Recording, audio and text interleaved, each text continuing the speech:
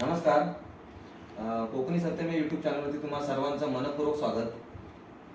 स्वातंत्र्याच्या सुवर्ण महोत्सवी वर्षानिमित्त महाडच्या क्रांतीभूमीमध्ये जे लढे लढले गेले स्वातंत्र्यासाठी त्यांची थोडक्यात माहिती स्वातंत्र्य सैनिक पुरोगामी विचारसरणीचे सुरभानाना टिपणीस यांचे नातू मिलिंद टिपणीस सर आपल्याला महाडच्या स्वातंत्र्याची कशा प्रकारे सुरुवात झाली त्याची माहिती आपल्याला थोडक्यात देणार आहेत.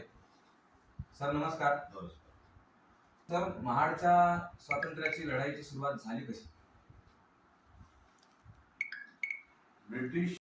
ब्रिटिशांच्या विरोधात उठाव 1857 ला केला गेला. त्या अनुषंगाने ब्रिटिशांची राजवट ही आपण म्हणजे भारतीय माणसं त्यांच्या राजवटीत आल्या कारणासाठी गुलामी केली. पण भारत देश स्वतंत्र व्हावा ही मागणी 1857च्या उठावानंतर झाल्यानंतर अनेक वर्ष गेली. त्यामध्ये लगेच 1857 उठाव झाल्यानंतर स्वातंत्र्य मिळायला आपल्याला जवळपास 150 वर्ष लागली. बरं नाही म्हटलं तर लढे चालूच होते ब्रिटिशांच्या विरोधामध्ये.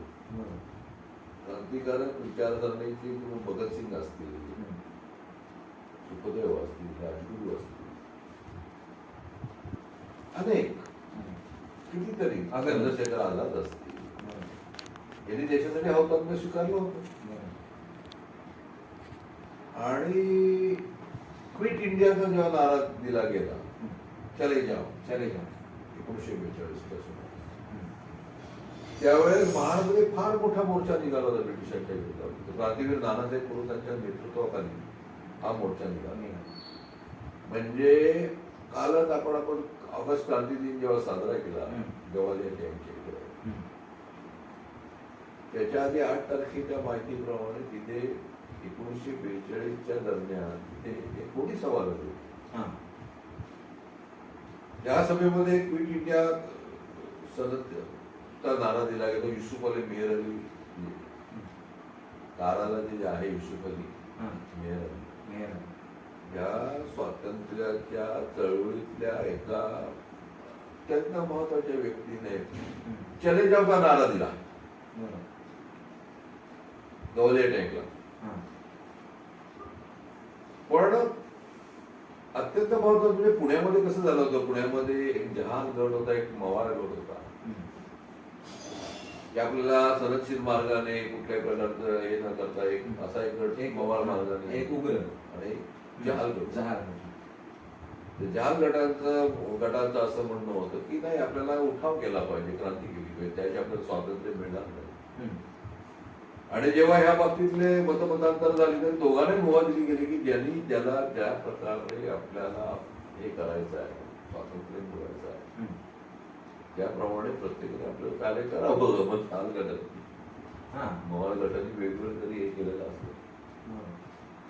क्रांतीवीर नानासाहेब पुरोहितांच्या नेतृत्वाखाली जेव्हा किसान मोर्चा बिरवाडवरून निघाला, तो अत्यंत रोमांच उभा करणारा आहे. स्वातंत्र्यासाठी जो लढा दिला गेला महाडमध्ये, त्यावेळेस अत्यंत 10 सप्टेंबर 1942 ची गोष्ट आहे. सप्टेंबर हुतात्मा दिन आपण 10 सप्टेंबरला साजरा करतो. त्या किसान मोर्चामध्ये बिरवाडमधील सगळी जे तळागाळातली माणसं होती, पुण्यावरून वसंत दाते आले होते, नगरकर आले होते, ही मंडळी पुण्यामध्ये ज्या गडनी या मोर्चामध्ये सामील झाली बिरवाडमध्ये. आणि मोर्चामध्ये सामील झाल्यानंतर मोर्चा जेव्हा नळगावच्या मंदिरामध्ये आला, ते मंदिर आहे मध्ये तुम्हाला रस्त्याला, तिथे मोर्चेकरांना शेवटचं ज्यांना अजूनही संधी देतोय, ज्यांना जायचे त्यांनी घरी जावं, या मोर्चातली फक्त 5-6 माणसं घरी. रात्री हे तुडवत, भर पावसाचे दिवस चिखल तुडवत, राणा वनातही मंडळी आली दडगावला. रात्री विश्रांती घेतली. सकाळी मोर्चा निघाला नडगाववरनं 6 वाजता. आणि तेव्हा त्याला विचारलं की ज्यांना जायचं त्यांनी घरी होते. ह्या एवढ्या सगळ्या गैच्यामध्ये फक्त काही 5-6 तुरळक माणसं निघून किती गेली. साधारण लोक किती असतील? अरे बापरे, जवळजवळ 300-400 माणसं होती. आणि मग ती माणसं जेव्हा छत्रपती शिवाजी महाराजांचा जय जयकार करत आता तिरंगा घेत क्रांतीवीर नानासाहेब पुरुषांच्या मार्गदर्शनाखाली नेतृत्वाखाली जेव्हा ही मंडळी निघाली जळगाववर, ती विसावाटीची इथं आली. तिथून आतून एक रस्ता माडकड येतो. तिथं महाडवाई जाणारी एक टुरिंग सेवा होती, कार सेवा होती. त्याला टुरिंग म्हणायचे कोणी, टुरिंग कार. त्या टुरिंग मध्ये त्यावेळेस तिथले ते कोण शासकीय अधिकारी होते ब्रिटिश गव्हर्नमेंट मधले, अण्णाव सावंत त्यांचं. त्यांना ह्या लोकांनी जेरबंद केलं. त्याच्यावर त्यांचे लिपिक होते तिकडून कोण येतो त्यांना असं तिघांना जेरबंद करून हा मोर्चा महाडमध्ये आला तेव्हा गगन भेदी आवाज सगळं महाड जागृत झालं यांच्या. आणि जुन्या पोस्टाच्या इथं आल्यानंतर या मोर्चेकऱ्यांनी जुन्या पोस्टाच्या मध्ये असलेले वरती जे पोस्टमास्टर होते अंबिके म्हणून, त्यांना सांगितलं तुम्ही कुटुंबासह बाहेर पडा आणि ते पोस्ट ऑफिस जाळून टाकलं. आणि सगळं बाहेर म्हणजे त्यावेळेस सकाळची वेळ ही 6 वाजता निघालेला मोर्चा साधारण 7च्या सुमारास 1 तास पण त्यांच्या आधीच पण पोस्टाची यायला 1 तास लागला. आणि गगन बेदी त्यांच्या गर्जना घोषणा जय घोष स्वातंत्र्याचा मिळवण्यासाठी. बरोबर. आणि मग ते सगळं आल्यानंतर मग तिथे पोलीस कुमक आली. 25 पोलीस आले, ब्रिटिशांचे पोलीस. त्यांनी यांच्यावर चार्ज करायला सुरुवात केली, पण यांनी पण त्यांना झोडपून काढले पोलिसांना. ते पळून गेले. असा तो मोर्चा बाजारपेठेतनं आणि सगळे सकाळी उठलेली सगळे अचंबित होऊन त्या मोर्चाकडे पाहत होते. यामध्ये कृष्णा हेलेकर आणि गोविंद पानसरे, आपलं पानसरे म्हणून ते जॉईन झाले या मोर्चामध्ये महाडमध्ये. पण ह्या विहपरांचे विद्या मंदिराचा एक विद्यार्थी हुतात्मा कमलाकर दांडे, ते घरात बेचैन होता. तो स्वातंत्र्यासाठी त्याचं स्वातंत्र्य मिळालंच पाहिजे या भूमिकेचा तो होता. आणि तो त्या काळामध्ये बुलेटिन गुप्तपणे बुलेटिन चालवायचा. बुलेटिन म्हणजे एक पत्रक. हा, गुप्तपणे तो पोहोचवायचा. नाही बहिर्जी नाही वेगळे, हे गुप्तपणे चालवणारा बुलेटिन. नाही बुलेटिन चालवतो आपण. आता पेपर चालवतो बुलेटिन म्हणते, बुलेटिन चालवायचा. खूप काम करायचं. पत्र लिहायचा तो मित्रांना. तो पेन्शन करा घरात. म्हणजे स्वातंत्र्याच्या दिवशीची गोष्ट, स्वातंत्र्याचे 10 सप्टेंबर 1942 ची गोष्ट करतोय. त्याच्या आई वडील काळजीत पडले. हा तसा अस्वस्थ झाला. आई वडिलांनी त्याला सांगितलं काय कसं आहे वगैरे. तो ऐकायलाच त्या मोर्चात सामील होत होतो. जसजसा मोर्चा पुढे यायला लागला त्याला कळलं की सगळीकडे हे चाललेलं आहे. तसा तो निघाला. त्या काकाने पकडून ठेवायचा प्रयत्न केला कमलाकर दांडेकर. 11वीचा विद्यार्थी, 11वी इथे शिकणार. त्यातनं तो सुटला आणि मिनी मार्केटात आपला आहे. इथून तो 14 तळावर आला आणि डोंगरी पूल जो आहे तिथे तो मोर्चात सामील झाला. मोठमोठ्या गर्जना चालल्या होत्या, मोठमोठ्या घोषणा चालल्या होत्या. सगळे विस्मयकारक गोष्टींनी असे नजरेने त्या मोर्चाकडे बाजारपेठेतली लोक पाहत होती. आणि मोर्चा जेव्हा सुकट दिल्लीची इथं आला तेव्हा क्रांतीवीर नानासाहेब पुरंदरे सांगितलं की आता आपल्याला इथून जोरात धावत जाऊन मामलेदार कचेरी गाठायची आहे. पोलीस आहेत, आपल्याला अडवतील, त्यांना धडका देऊन पुढे जायचं आहे. काय लक्षात आलं का? आणि इथून जोरात धाव सुटायचो. आणि मग नानांनी आदेश दिला, क्रांतीवीर नानासाहेब पुरंदरे जेव्हा आदेश दिला तेव्हा मोर्चेकरी जे धावत सुटले ते विठोबाच्या देवळाने अडवले गेले सातमध्ये. तिथं लोकांनी एक वेगळं विस्मयकारक गोष्ट पाहिली. जे सावंत म्हणून शासकीय अधिकारी होते ब्रिटिशांचे, त्यांना दोघांनी पकडून ठेवलं होतं. हम्म. या पुण्यावरनं आलेले जे पटवर्धन होते आणि एका बाजूला कमलाकर दांडेकर तिरंगा घेऊन तिरंगा 11वीतला विद्यार्थी शालेय विद्यार्थी पोलिसांना गोळीबार आधी करता येईना. पोलिसांनी त्यांना सांगितलं की तू जा बाजूला हो बाजूला. तर तो ऐके नाही, तो कुठल्याही परिस्थितीत तो मला हटे नाही. मग त्यांनी गोळीबार केला. गोळीबार केल्यावर पटवर्धनांच्या दंडाला लागून गोळी गेली. एक गोळी कमलाकर दांडेकरांना लागली. त्या गडबडीत अंदाज गोळीबारामध्ये ते सावंतला पण गोळी लागली. वसंतदाते पुण्यावरून आलेले त्यांना गोळी लागली, ते तिथे काही पडले. हुतात्मा टेकावर होतात अर्जुन भोई, हे सगळे गोळीबारामध्ये तिथे हुतात्मे झाले. आणि जेव्हा गोळीबार झालाय, जेव्हा कळलं, तेव्हा सगळे आता धुंद सगळीकडे वेग आली. आणि जेव्हा कळलं की अशाशी हुतात्मे झाले, कमलाकर दांडेकर हा शालेय विद्यार्थ्यांना सुद्धा गोळी लागून तो हुतात्मा झाला. त्या टांबटळीतली सगळी माणसं धावपळत आली. डिंगणकर डॉक्टर त्यांनी उपचार केले लोकांना. डॉक्टर डिंगणकरांनी जखमींवर उपचार केलेले आहेत त्यावेळेस. त्या तिथे ते हुतात्मे झाले आणि गोळीबारात जखमी झाले. त्याच्यानंतर मग सगळीकडं अस्वस्थता पसरली. महाडमध्ये एकदम शांतता पसरली.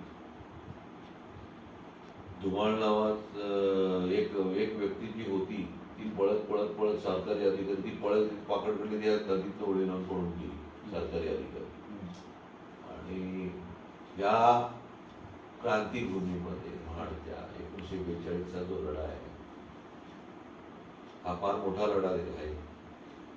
त्याच्यामध्ये जे हुतात्मे झाले, हुतात्मा कमलाकर दांडेकर, हुतात्मा वसंतदाते, हुतात्मा अर्जुन भुई, हुतात्मा नथू टेकावले, हुतात्मा गिरवाडकरांना पोलिसांनी याच्या गडबडीत पकडलं आणि इतकं बेदम मारलं ना जेलमध्ये, त्या जेलमध्ये त्यांचा मृत्यू झाला. त्या सर्व हुतात्म्यांना मी अभिवादन करतो. आणि देशाच्या 75व्या अमृत महोत्सवी वर्षानिमित्ताने यांचं स्मरण, यांच्या शौर्याची गाथा ही घरोघरी सांगितली गेली पाहिजे महाडसारख्या ठिकाणी. कारण ही सगळी तळागाळातली मंडळी होती. म्हणजे ही जी काही मंडळी हुतात्मे झाले, ज्यांनी मोर्चांमध्ये भाग घेतला होता, ही सर्वसामान्य कुटुंबातील शेतकरी वर्गातली मंडळी होती, जी देशासाठी लढत होती. हे लक्षात घ्या. आणि मग वसंत दात्यांवर वसंत बापटांनी एक पोवाडा लिहिला, स्वातंत्र्याचा नाद घुमविला ज्याने पहाडा पहाडात, वसंत दाते अमर झाला प्राण अर्पुनी महाडा. हा पोवाडा आहे खूप मोठा, त्याच्यावर खूप सुंदर. हे त्याची पहिली 2 ओळी आहेत. पण ह्याच्या आधी पण, ह्या लढ्याच्या आधी सुद्धा असहकार चळवळीच्या माध्यमातून, असहकार चळवळीचा 1930 ला तो नारा दिला गेला. ते लोट महाडमध्ये आलं होतं की ब्रिटिशांच्या नोकरदारांना, ब्रिटिशांच्याकडे असलेल्या नोकरी करणाऱ्यांना कुठल्या प्रकारचं सामान देताना त्यांच्याशी असहकार पुकार. मिठाच्या सत्याग्रहाच्या दृष्टिकोनातून विचार करावा लागेल तर मिठाच्यावर सुद्धा कर त्यांनी लावला होता. तर मिठाच्या सत्याग्रहामध्ये सुद्धा महाडमध्ये जेव्हा हे आलं होतं, महामंडळ डॉक्टर बाबासाहेब आंबेडकरांनी 1930च्या सुमारास जी एक सभा झाली होती, त्याच्यामध्ये जाहीररित्या एक पुडी मिठाची विकली होती आणि ब्रिटिशांचा निषेध व्यक्त केला होता बाबासाहेबांनी. महामंडळ डॉक्टर बाबासाहेबांनी ब्रिटिशांच्या विरोधात ही कृती केलेली आहे महाडमध्ये केलेली आहे. त्याच 1930 ला असहकार चळवळ चालू झाली असताना थोर पुरोगामी विचारसरणी, परिवर्तनवादी विचारसरणीचे पुरोगामी सुरबानाना टिपणीस 1930 ला त्यांच्या घरामध्ये, गोविंदनिवासमध्ये त्यांच्या धाकट्या आवाजावर मनोहर गोविंद टिपणीचं लग्न होतं. ते लग्नाला देवपूजेला ज्या विधी असतात, ते देवपूजेला बसलेले असताना गोरेगावचे चंद्रकांत अधिकारी वकील जे होते, ते त्यांना सांगायला आले की महाडमध्ये देवीचंद तलाठी यांचं दुकान जबरदस्तीने DYSP उघडलेलं आहे आणि ते सगळं सामान सरकारी नोकरांना देत आहेत. तर ते तसेच उठले धोत्रानिशी, फक्त जाणू बाकी उडे ओढके. तसेच गेले पिंपळपारावर त्यांना अडवलं. ते बोलले तुम्ही मला अडवू शकत नाही, मी सभासद आहे नगरपालिकेचा, नगरसेवक आहे. आणि ते देवीचंदच्या इथे गेले, देवीचंद तलाठी यांच्या दुकानाच्या इथे. त्यांनी विचारलं, इन्स्पेक्टर अमदुले होते, काय म्हणून तुम्ही हे सामान काढताय, काय म्हणून तुमचा संबंध काय जबरदस्तीने सामान काढून विकायचा आणि लोकांना द्यायचा. तर ती बाचाबाची झाली, बाचाबाची जोरदारात झाली. मग ते दोघं हमरी तुमरीवर आले. हमरी तुमरीवर आले तर सुभानाना आणि ते अमदुले भिडले एकमेकांना. सुभानाना कसं बडोद्याला प्रोफेसर माणिकराव होते त्यांच्या तालमीत तयार झालेले होते. त्यामुळे त्यांना त्या अमदुले इन्स्पेक्टरला सुभानाने डेंगेत घेऊन धरून आपटला रस्त्यावर आणि वरती एक लाथ मारली जोरात आणि सांगितलं की तुझं जे काय आहे ते दुसऱ्याला दाखव, आम्हाला दाखवायचं ते काय. तर ते उठले आणि त्यांनी सुभानांच्या छातीवर रिव्हॉल्वर लावलं आणि सुभानांना गॅग करत होतं. पण त्यावेळेस जे DYSP आले होते त्यांचं नाव आहे वेगळं आहे, आठवत इंग्लिश. त्यांनी सांगितलं डोंट शूट हिम, अदरवाईज आपण काही दिवस राहू शकत नाही. सुभाना तसेच परत घरी गेले. घरी गेल्यानंतर जेव्हा ही गोष्ट सगळ्या लोकांना घरातल्या पाहुण्या मंडळींना कुटुंबाला कळली, तेव्हा त्यांना कळलं की आता सगळ्यांना अटक होणार. त्याप्रमाणे ही वार्ता सगळीकडे पसरली म्हणजे अगदी चोचिंदा, करंजकोल, गोंडाळे, गांधारपाले इथले सगळे नडगाव तर खूप काम करत, पण सगळ्यांची माणसं जवळची होती निघाली आणि म्हणजे सुपा पोताला अटक होणार असं झालंय. तर गोविंदीवाच्या समोरचे तिन्ही रस्ते माणसाने भरून गेले आणि बरोबर दुपारच्या 3:30-4च्या सुमारास मामलेदार शितूत वारंट घेऊन आले. वारंट बोलले तुम्हाला अटक आहे करण्यात येत आहे. सगळी माणसं तर चिंतेत पडल्या, तर भावाचं लग्न उद्या यांना अटक करून हे प्रमुख घराचं करताय पुरुष. बोले काय करायचं नाना, उद्या मनोहरचं लग्न आहे, तुम्ही गावाचं गावकऱ्यांनी हे तुरुंगात गेले. दुसऱ्या दिवशी मनोहर गोविंद टिपणेंनी सुभानाच्या धाकट्या भावाचं लग्न गावकऱ्यांनी जोरात लावलं. मोठी मिरवणूक काढली आणि चित्तू मामलेदाराच्या घरासमोर खूप मोठा, त्या मिरवणुकीमध्ये त्यांनी खूप नाचले वगैरे. पण सुभानाला तुरुंगात गेल्यानंतर स्वस्त बसले नाहीत, ते कपडेच घालायचे नाही. हो, म्हणजे त्यांचे कपडे काय घालायचे, मी त्यांच्या विरुद्ध लढणार म्हणून त्यांचे कपडे काय घालायचे, नुसत्या लंगोटीवर झोपायचे फरशीवर. मग शेवटी त्यांना घरचे कपडे आणून दिले. ब्रिटिश बरं, त्याच्यामध्ये त्या मराठीमध्ये मध्ये त्यांच्या कोण साथी S.M. जोशी साहेब, अशोक मेहता, असगर भाई, अशी कितीतरी मंडळी ती त्यावेळी पोरगा विचारसरणीचे कार्यकर्ते जे मोठे होते, लढ्यात उतरलेले होते, ते एका बराकीत होते. पण तिथे जाऊन ते कुठे बसायचे, बाथरूमच्या कौलावर जाऊन बसायचे आणि उतरायचे असतात. त्याला उतरवताना नाके होते, पण कंटाळे पोलीस की मी उतरायचे. स्वस्त जेव्हा 6 महिन्यांनी ते सुटले, 6 महिने सुटल्यानंतर 6 महिने शिक्षा झाली त्याला. तेव्हा संध्याकाळी जेव्हा ते गांधारी पुलावर ते आले आपल्या महाडच्या, तेव्हा त्यांची तिथून मोठी मिरवणूक निघाली. आणि मोठी मिरवणूक निघाल्यानंतर ते जेव्हा घरात जायला निघाले, ते घरात जाताना पहिली घोरपड घरात गेली. तेव्हा सुभानांना महाडचा तानाजी म्हणून त्यावेळेस एक नाव पडलं. प्रश्न असा आहे की ह्या सगळ्या घडामोडीमध्ये सर्वसामान्य माणसांनी दिलेला लढा जो जनतेसमोर आला नाही. गांधीजी नानासाहेब पुरे यांचं योगदान, त्यांना ब्रिटिशांनी पकडण्यासाठी लावलेलं त्या काळातलं 10,000 रुपयाचं बक्षीस, स्टुडंट साईडचा ऑर्डर होती त्यावेळेस. म्हणजे ते भोरला जेव्हा या लढ्यात जेव्हा निघाले गांधीजी नानासाहेब पुरे महाडला 10 सप्टेंबर, तर ते एका ब्रिटिश शिपाया म्हणजे पोलिसांबरोबरच चालत मोडला गेले. त्याला माहित नाही नानासाहेब पुरे म्हणजे किती ते. आणि मग तिथून पण ते भूमिका झाली. स्वातंत्र्याचा नाद घुमवला ज्याने पहाडा पहाडात, वसंत दाते अमर झाला प्राणून अर्पुनी पहाडात, हे पुण्यावर आलेले होते. बरोबर. वसंत नगरकर आले होते, हम्म. वसंत दाते आले होते, हम्म. पटवर्धन पटवर्धन आले होते. हम्म. ही सगळी मंडळी ज्या चित्रपट आली, केळकर आले होते, ही सगळी मंडळी ज्याच्यामध्ये सर्वसामान्य शेतकरी कुटुंबातल्या व्यक्ती हे स्वातंत्र्यासाठी लढत होते. त्या सर्व लोकांना जेव्हा अभिवादन करत असताना 75वा वाढदिवस अमृत महोत्सवी वर्ष आपण साजरा करत असताना आजच्या परिस्थितीमध्ये देशामध्ये एक परिस्थिती अशी निर्माण झालेली आहे की खाजगीकरणाच्या आपल्या जागतिकीकरणाच्या नावाखाली उदारीकरणाच्या माध्यमातून या देशाला खाजगी स्वरूप देण्याचा प्रयत्न सुरू झालेला आहे आणि त्याचे परिणाम आता दिसत आहे. ते अजून जाचक होतील. मग या स्वातंत्र्याचा अर्थ काय समजायचा आम्ही, तरुणांना काय सांगायचं आम्ही? लढत आपण सांगूच, लढ्याचा इतिहास सांगू, लढ्याचे वर्णन करू, पण स्वातंत्र्य 75 वर्ष पारतंत्र्यात जातोय का काय? पारतंत्र्यात म्हणण्यापेक्षा पारतंत्र्य आपल्याला कुठे आक्रमण केलेलं नाही, जेव्हा आपण पारतंत्र्यात जाऊ शकतो त्याला पारतंत्र्य म्हणता येणार नाही. तर ह्याच्यामध्ये आपल्याला कोणी आक्रमणच केलेलं नाही, करू शकत नाही, कारण आपण त्या दृष्टीने सर्व बाजूने तसे मजबूत होतो.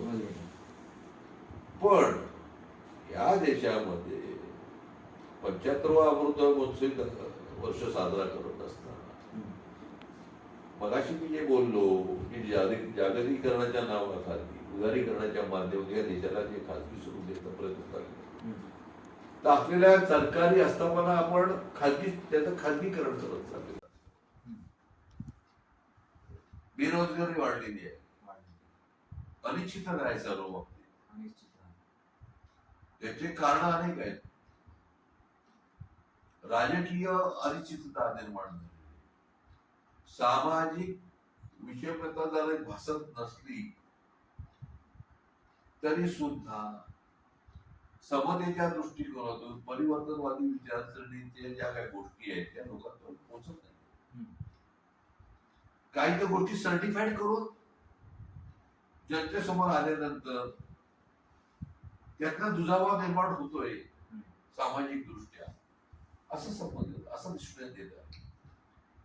पण नक्की काय करायचं आहे? स्वातंत्र्य जे मिळालेलं आहे आपल्याला वाचवायचं असेल तर तरुण पिढी जी आहे ज्याला स्वातंत्र्यवीरांच्या हुतात्मा स्वीकारलेल्या हुतात्म्यांच्या ज्यांनी आपलं योगदान या देशाच्या स्वातंत्र्यासाठी दिलं ते सांगत असताना सुद्धा सध्या परिस्थितीचा भाग काय आहे हेही सांगणं गरजेचं आहे. पण आपण आपला स्वातंत्र्याचा झेंडा लावला, राष्ट्रध्वज हे केला, त्याला सलामी दिली, रॅली काढली, सगळं मान्य व्हायलाच पाहिजे, त्याची जागृती पण होऊ शकत म्हणजे शालेय विद्यार्थ्यांना त्यातलं महत्व सुद्धा कळू शकत नाही. प्रभात फेरी ही काढली गेलीच पाहिजे, दर 15 प्रभात फेरी काढली गेली पाहिजे. नुसतं शालेय विद्यार्थ्यांनी का काढली पाहिजे असं माझं मत. सर्व लोकांनी काढली पाहिजे. शालेय विद्यार्थ्यांवर प्रभात फेरी सोडून बाकीच्या मुलांनी कशी प्रभात फेरी काढलेली पाहण्यापेक्षा 75व्या महोत्सव दिनाबद्दल स्वातंत्र्याच्या महोत्सव दिनाबद्दल सर्व स्तरातील लोकांनी पण सुद्धा जसं हर घर तिरंगा म्हटलेलं आहे तसं स्वातंत्र्य महोत्सव स्वातंत्र्य दिनाच्या आधी किंवा तो सप्ताह हा करून तो मोठ्या प्रमाणात साजरा केला गेला पाहिजे. आणि संविधानाच्या दृष्टिकोनातून संविधान जेव्हा डॉक्टर बाबासाहेब आंबेडकर यांनी हे देशाला संविधान दिलेलं आहे त्याच्या अनुषंगाने असलेल्या नियमाप्रमाणे राज्यघटनेच्या अनुषंगाने या देशाचं सार्वभौमत्व टिकवण्याची जबाबदारी तरुणांमध्ये आलेली आहे असं मला वाटतं. इथे 75वा अमृत महोत्सव दिनानिमित्त सर्व हुतात्म्यांना सर्व स्वातंत्र्य सैनिकांना मी पुनश्च अभिवादन करतो. जय हिंद, जय महाराष्ट्र. धन्यवाद काका. आम्हाला चांगल्या प्रकारे या स्वातंत्र्य दिनानिमित्त तुम्ही मार्गदर्शन केलं. अतिशय मोलाचं तुम्ही आम्हाला ही माहिती सांगितली. आज ही माहिती आपण पुढे लोकांपर्यंत कशा प्रकारे स्वातंत्र्य झाला त्याची पुढच्या लोकांना म्हणजे ही माहिती मिळेल आणि त्यातून जागरूक राहतील लोक. धन्यवाद.